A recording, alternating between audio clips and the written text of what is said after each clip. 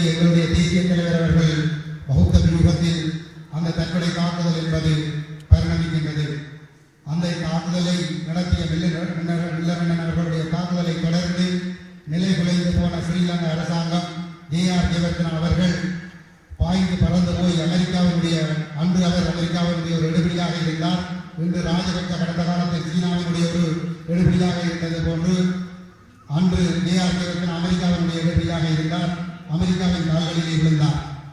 அப்பொழுது அமெரிக்காவுக்கும் சோவியத் யூனியனுக்கும் இடையிலான பனிப்போர் முடிவுக்கு வரப்போகின்ற காலம் அது அமெரிக்காவுக்கு நன்றாக தெரிந்திருந்தது. அதனால் அவர்கள் இந்தியாவோடு பகிர்ந்து கொள்ள விரும்பவில்லை. அதனால் இந்த அமெரிக்கா JRக்கு ஆலோசனை கூடியது, நீங்கள் இந்தியாவோடு பேசுங்கள், நாங்கள் இந்தியாவோடு பேசுகிறோம் என்று சொல்லி JR இந்தியாவுடைய கால்களிலே விழுந்தார். இந்தியாவை பொறுத்தவரையிலே தன்னுடைய பிராந்திய நிலைமை உறுதிப்படுத்திக் கொள்வதற்கான பல்வேறுபட்ட ஒப்பந்தங்களை இலங்கை இந்திய ஒப்பந்தம் ஊடாக செய்து கொண்டது. அந்த ஒப்பந்தத்தின் பிரகாரம் தான் அதற்கு பின்னர் இந்திய படைகள் எங்களுடைய மண்ணிலே காலடி வைத்தது. ஆகவே இந்த இலங்கை அரசை கதிவிலக்கு அமைத்து அந்நிய நாடுகளின் காலடியை விழ வைக்கின்ற அளவுக்கு ஒரு வல்லமை மிக்க ஒரு சக்தியாக எங்களுடைய தேசிய விடுதலை இயக்கம் அன்று தொடக்கம் இறுதி நாள் வரை விளங்கி இருக்கிறது என்பதை எங்களுடைய இளம் தலைமுறையினர் விளங்கிக் கொள்ள வேண்டும்.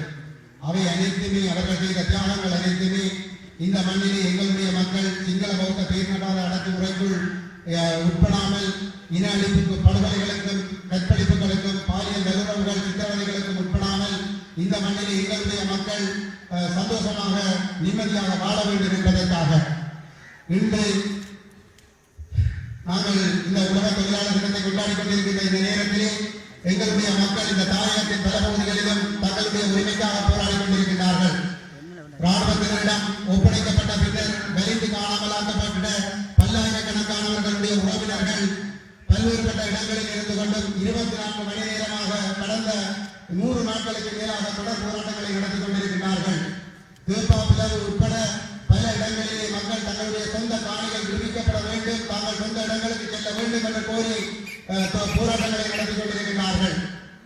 ஆனால் அரசாங்கமோ அந்த மக்களுடைய கோரிக்கைகளுக்கு மதிப்பளிக்காமல் இந்த அரசாங்கத்தினுடைய 2 கூட்டு தேசிய அரசாங்கம் என்று சொல்லப்படுகின்ற 2 அரசாங்க கட்சிகளினுடைய கட்சிகளும் அரசாங்கத்தினுடைய 2 கட்சிகளும் இலங்கையிலே மிகப்பெரிய மேதின கூட்டங்களை நடத்தி கொண்டிருக்கிறார்கள்.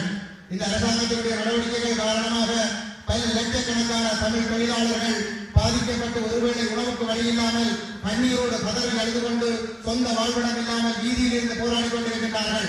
மருதப்பேணியில் இருந்து போராடுகின்றார்கள், கிளிநொச்சியில் இருந்து போராடுகின்றார்கள், தேப்பாப்பிளவில் இருந்து போராடுகின்றார்கள், முல்லைத்தீவில் இருந்து போராடுகின்றார்கள், வவுனியாவில் இருந்து போராடுகின்றார்கள், முள்ளிக்குளத்தில் இருந்து போராடுகின்றார்கள், மட்டக்களப்பில் இருந்து போராடுகின்றார்கள். கடந்த 30 ஆண்டுகால போரினாலே அழிக்கப்பட்ட குடும்பங்களில் இருந்து அந்த பெற்றோர்கள் உண்ணாமல் உறங்காமல் கஷ்டப்பட்டு வளர்த்தெடுத்த பிள்ளைகள் பல்கலைக்கழக படிப்பை முடித்த பின்னர் இன்று வேலை இல்லாமல் தங்களுடைய வேலை வாய்ப்புக்காக 60 நாட்களுக்கு மேலாக போராடி கொண்டிருக்கின்றார்கள். இவர்களுடைய கோரிக்கைகளை கண்டுகொள்ளாத இந்த அரசாங்கம் சர்வதேச நெருக்கடிகளில் இருந்து தப்பித்துக் கொள்வதற்காக வெறுமனே கண்துடைப்பிற்காக ஒரு சில காணொலிகளையும் ஒரு சில நடவடிக்கைகளையும் செய்து கொண்டு சர்வதேச சமூகத்தை ஏமாற்றி தங்களுடைய காரியங்களை நடத்தி கொண்டு செல்லுகின்றது. குறிப்பாக மஹிந்த ராஜபக்ச தலைமையிலான அரசு தமிழ் மக்கள் மீது மேற்கொண்ட இனப்படுகொலையில் இருந்து போர்க்குற்ற விசாரணைகளில் இருந்து தப்பித்துக் கொள்வதற்காக அந்த தீர்மானத்தோடு சேர்த்து பல மனித உரிமைகள் சம்பந்தப்பட்ட விடயங்களையும் ஐநா மனித உரிமைகள் பேரவை தீர்மானங்களுக்குள் உள்ளடக்கிவிட்டு முக்கியமான இனஅழிப்பு தொடர்பான விசாரணைகள் எதிரையும் நடத்தாமல் கடந்த 2 ஆண்டுகளை முழுமையாக தட்டி கழித்துவிட்டு மனித உரிமைகள் தொடர்பான விடயங்களிலே சில முன்னேற்றங்களை காட்டி தாங்கள் ஏதோ முன்னேற்றகரமாக செயல்படுத்திக் கொண்டிருக்கின்றோம் என்று சர்வதேச சமூகத்திற்கு அறிக்கைகளை சமர்ப்பித்து அவர்கள் 2 ஆண்டு காலத்தை கூடுதலாக பெற்றுக் கொண்டிருக்கின்றார்கள். அதற்கு அப்பால் கொண்டு நேற்று முன்தினம் ஐரோப்பிய ஒன்றியத்தினால் வழங்கப்பட்டு வந்த GST பிளஸ் என்கின்ற வரிச்சலுகை 2 பில்லியன் அமெரிக்க டாலர்கள் ஒரு ஆண்டிலே அந்த வரிச்சலுகையை அவர்கள் பெற்றுக் கொண்டிருக்கிறார்கள். இந்த விதமான முன்னேற்றங்களும் தமிழர்களுடைய வாழ்வில் ஏற்படாத ஒரு நிலைமையிலே தமிழ் மக்களால் தெரிவு செய்யப்பட்ட பிரதிகளுடைய ஆதரவோடும் ஆலோசனையோடும் இந்த GST பிளஸ் வரிச்சலுகையை பெற்றுக் கொண்டிருக்கிறார்கள். ஆகவே இந்த இடத்திலே தமிழர்களுடைய வாழ்வில் கடந்த யுத்தம் முடிந்து 7 ஆண்டுகள் கடந்திருக்கின்றது. எங்களுடைய மக்களின் வாழ்வில் எந்த விதமான முன்னேற்றங்களும் இல்லை. இந்த ஏழையும் வீதியையும் ஒரு சில பிரதான வீதிகளையும் தவிர்த்து உள் கிராமங்களுக்குள் சென்றால் அனைத்து ஒன்றும் புளியமாகத்தான் இருக்கின்றது.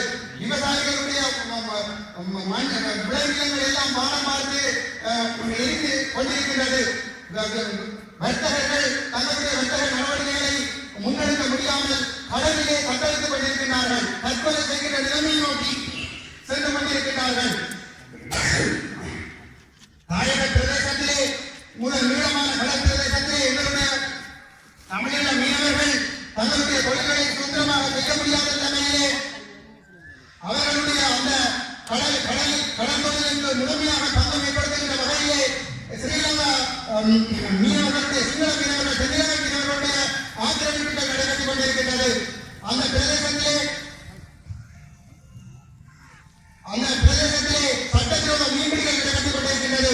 அதனால் எங்களுடைய மீனவர்கள் முழுமையாக பாதிக்கப்பட்டுக் கொண்டிருக்கின்றார்கள். சொல்ல போனால் தமிழக தேசத்தினுடைய இருப்பின் தூண்களாக இருக்கக்கூடிய கடல்சார் பொருளாதாரம் முழுமையாக அளிக்கப்படுகின்றது. கடல் தொழிலை விட்டு நாளாந்தம் தமிழ் மீனவர்கள் வெளியேறிக் கொண்டிருக்கிறார்கள். கூலித்தொழிலுக்கு மாறிக்கொண்டிருக்கிறார்கள். விவசாயம் முழுமையாக அழிவடைந்து அவர்களுக்கு எந்த விதமான ஊக்குவிப்புகளும் இல்லாத நிலையில் விவசாய பொருளாதாரம் அழிவடைந்து கொண்டிருக்கிறது.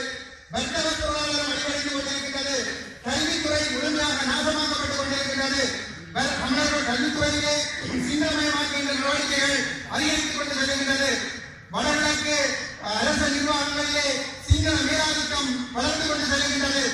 இந்த வகையிலே ஒட்டுமொத்த தமிழ் தேசத்தினுடைய தொழிலாளர் வர்க்கமும் முழுமையான ஒரு அடக்குமுறைக்குள் சென்று கொண்டிருக்கின்றது.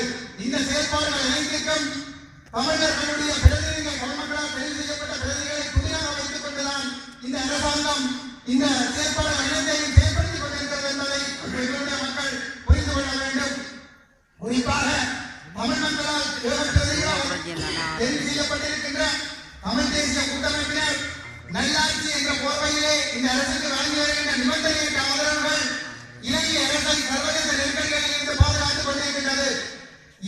இவர்கள் ஐக்கிய நாடுகள் மனித உரிமைகள் பேரவையில் வழங்கிய அந்த 2 வருட காலவாதம் என்பது போர்க்குற்றவாளிகளான மஹிந்த ராஜபக்சவையும் கோட்டாபய ராஜபக்சவையும் சரத் பொன்சேகா உள்ளிட்ட ராணுவ தளபதிகளையும் அந்த போர்க்குற்ற விசாரணையிலிருந்து நிரந்தரமாகவே பாதுகாத்து விட்டிருக்கின்றது. படிப்படியாக செல்கிறோம், மெதுவாக செல்கின்றோம் என்று எங்களுடைய மக்களுக்கு கதைவிட்டுக் கொண்டிருக்கிறார்கள். இன்றைய முக்கியத்துவம் இல்லாமல் ஜிஎஸ்டி பரிந்துரை வழங்கப்பட்டிருக்கின்றது.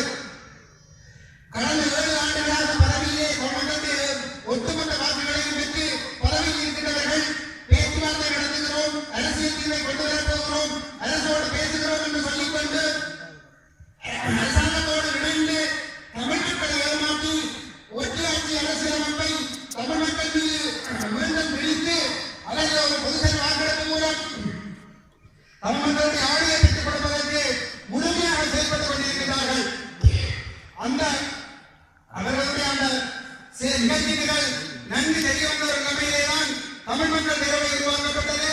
அவசரமாக தமிழ் மக்கள் பேரவையால் ஒரு தீர்வு திட்டம் வடகிழக்கு இணைக்கப்பட்ட தமிழ் தாயகத்திலே சுயநிர்ணய உரிமை அடிப்படையில் தமிழ் தேசத்தில் உரிமை அங்கீகரிக்கப்பட்ட ஒரு சமஷ்டி தீர்வு வேண்டும் என்கின்ற ஒரு தீர்வு திட்டம் அவசரமாக தமிழ் மக்கள் பேரவையால் எழுதப்பட்டதற்கும் அது வெளியிடப்பட்டதற்கும் மிக பிரதானமான காரணம் தமிழ் தேசிய கூட்டமைப்பு ஒற்றையாட்சி அரசியலமைப்பை ஏற்றுக்கொண்டு வடகிழக்கு இணைப்பை கைவிட்டு சமஷ்டியை கைவிட்டு 13ஆம் திருத்தச் சட்டத்தின் கீழ் ஒற்றையாட்சிக்குள் தீர்வு காண்பதற்கு அவர்கள் சம்மதம் தெரிவித்து விட்டார்கள் என்கின்ற அந்த செய்தியை உறுதிப்படுத்திய பின்னர்தான் தமிழ் மக்கள் பேரவையால் அந்த செயல்பாடு முன்னெடுக்கப்பட்டது.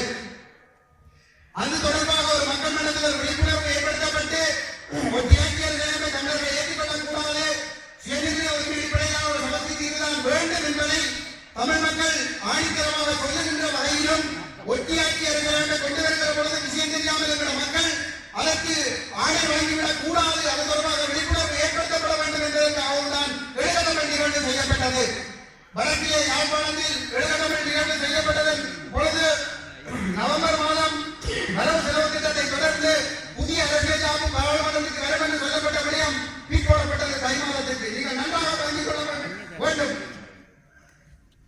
சம்பந்தனார்கள் கடந்த வருடம் ஜூலை மாதம் மன்னாரிலே நடைபெற்ற தமிழ் தேசிய நடமாடுகிறதா என்கிற ஒரு கூட்டத்திலே ஆணவமாகவும் ஆணித்தரமாகவும் கூறியிருந்தார்.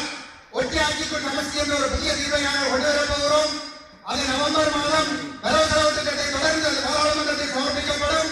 அதனை நிறைவேற்றுவதற்கு 3/4 பெரும்பான்மை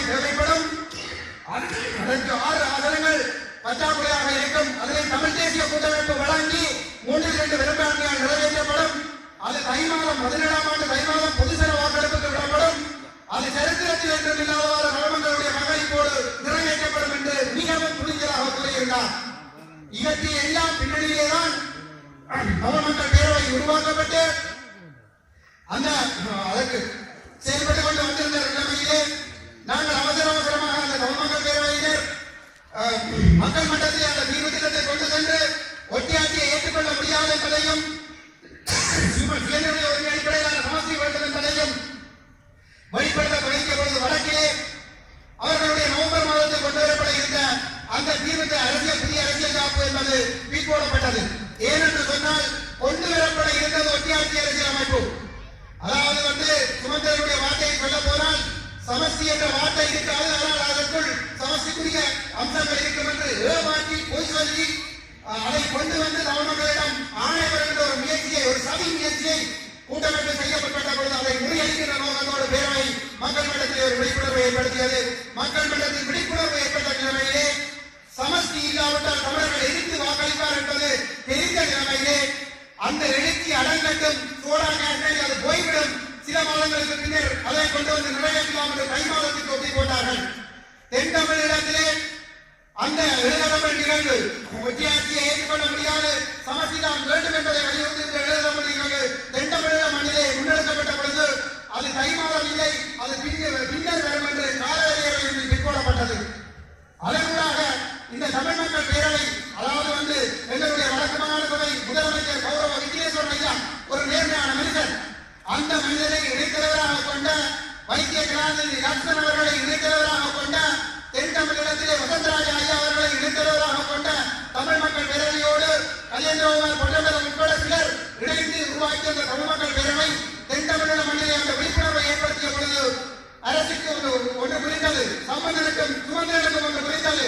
தமிழ் மக்கள் மன்றத்தில் ஒரு விழிப்புணர்வு ஏற்பட்டு விட்டது. ஒட்டியாட்சி அரசியல் ஏற்பட்டால் தமிழர்கள் வாக்களிக்க மாட்டார்கள், சமஸ்தி என்றால் மட்டும்தான் வாக்களிப்பார்கள். ஆகவே ஒரு 60 ஆண்டுகள்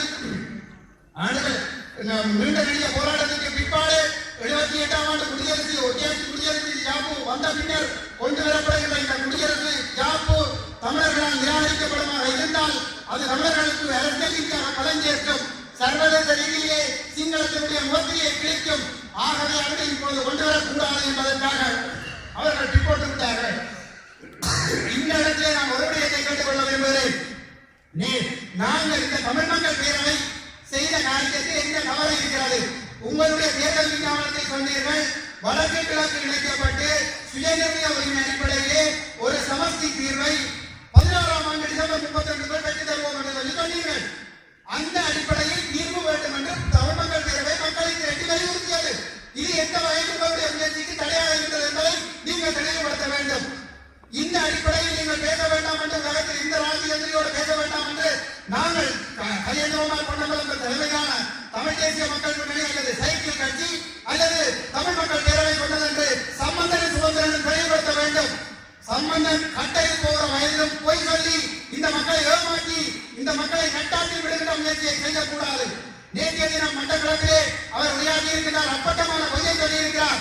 அதாவது பொன்னம்பலம் பண்டா செல்வம் ஒப்பந்தத்தை எதிர்த்தார் என்றும், டாக்டர் செல்வா ஒப்பந்தத்தை எதிர்த்தார் என்றும், எல்லா முயற்சிகளையும் பொன்னம்பலம் எதிர்த்தார் என்றும் ஒரு அப்பட்டமான பொய்யை சொல்லியிருக்கிறார். நான் தமிழரசு கட்சியை சார்ந்தவன், அதாவது என்னுடைய வாழ்நாள் நான் என்று சொல்வது என்னுடைய தாய், என்னுடைய தந்தையர், என்னுடைய தந்தையுடைய வழக்கந்தையுடைய வம்சம்.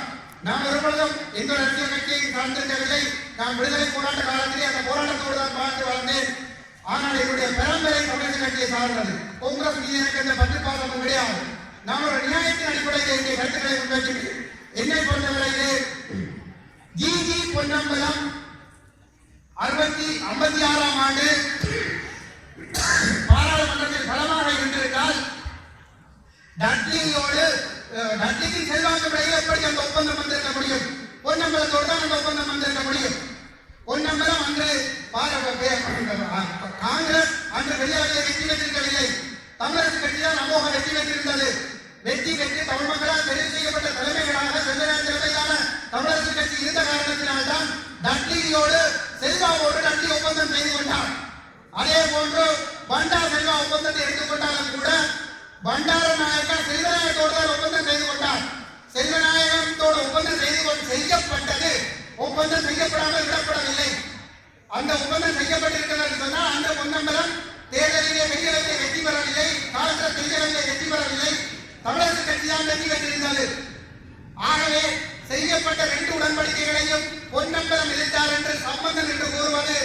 இப்பொழுது இருக்கிற சந்ததிக்கு உண்மை தெரியாது என்பதனால் இலகுவாக ஏமாற்றி தன்னுடைய சதிகளுக்குள் பிடித்து விடலாம் என்ற ஒரே ஒரு நோக்கத்தோடு தான் சம்பந்தன் இந்த பொய்யை சொல்லியிருந்தார். உண்மையிலே பண்டாசெல்லாம் ஒப்பந்தம் பிரிக்கப்பட்டது ஜேஆர் ஜெயந்திரா கண்டியில் நடத்திய ஒரு பாத யாத்திரை ஊடாக.